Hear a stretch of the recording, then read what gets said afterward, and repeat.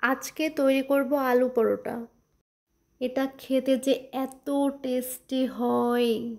কড়াইয়ে সাদা তেল দিয়ে গোটা জিরে ফোড়ন দিয়ে দেব, তারপরে পেঁয়াজ দিয়ে দিব। পেঁয়াজটা বেশ লাল লাল করে ভাজি করে নিব। এবারে কিছু মশলা অ্যাড করব, যেমন রাঁধুনির জিরে গুঁড়ো, ধনিয়ার গুঁড়ো আর মরিচের গুঁড়া, আর স্বাদ মতো লবণ দিতে হবে। এবার বেশ কিছুক্ষণ এটা নাড়াচাড়া করে ভাজি করে নিতে হবে।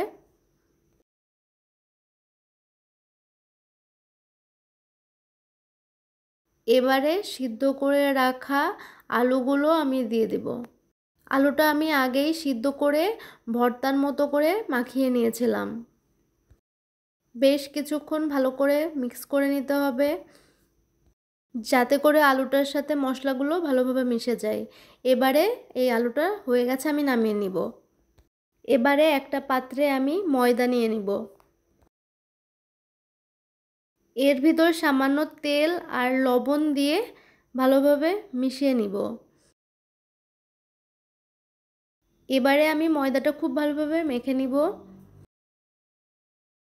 খুব বেশি জল আমি একবারে দিব না, অল্প অল্প করে আমি জল দিব আর আটাটা মেখে নিব।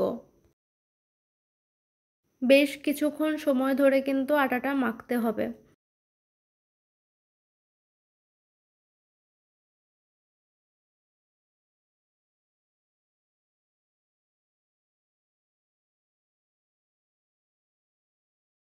এবারে দুইটা লেচি আমি কেটে নিব।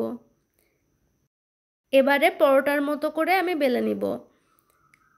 আমার বেলা আমি অত ভালো বেলতে পারি না, যাই হোক আপনারা তো পারেন, আপনারা খুব ভালোভাবে বেলে নেবেন। আমি একটু কম পারি, রুটিটা ভালো পারি না আর কি, এই যা। এবারে রুটি বেলা শেষ করে এর মধ্যে আমি বেশ কিছু আলুর পুর দিয়ে দিব। দিয়ে এবার মুখটা ভালোভাবে সিল করে বন্ধ করে দিব।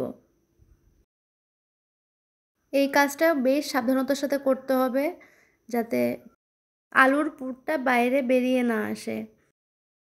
এবারে আমি আবার পরোটার মতো করে বেলে নেব। খুব সাবধানতার সাথে বেলে নেবেন, যাতে পুর বাইরে বেরিয়ে না আসে। এবারে আমার একটু পাতলা করে বেলার চেষ্টা করবেন। এবার একটা কড়াইয়ে আমি ঘি দিয়ে দিব। ঘিটা গরম হয়ে গেলে আমি পরোটাটা দিয়ে এপিঠ ওপিঠ লাল করে ভেজে নিব। ব্যাস, আমার আলু পরোটা রেডি। এটা খেতে খুবই টেস্টি হয়। আসলে নিজের রান্না যে ভালো, এটা তো আসলে বলতেও পারি না, আবার না বলেও পারি না, কি বলবো। এভাবে করে বাড়িতে একদিন বানিয়ে দেখতে পারেন, খেতে ভালো লাগে বেশ। আজকে এই পর্যন্তই, দেখা হবে পরে অন্য একটা ভিডিও নিয়ে। ততদিন পর্যন্ত সবাই ভালো থাকুন, সুস্থ থাকুন, আর আমার জন্য আশীর্বাদ করুন।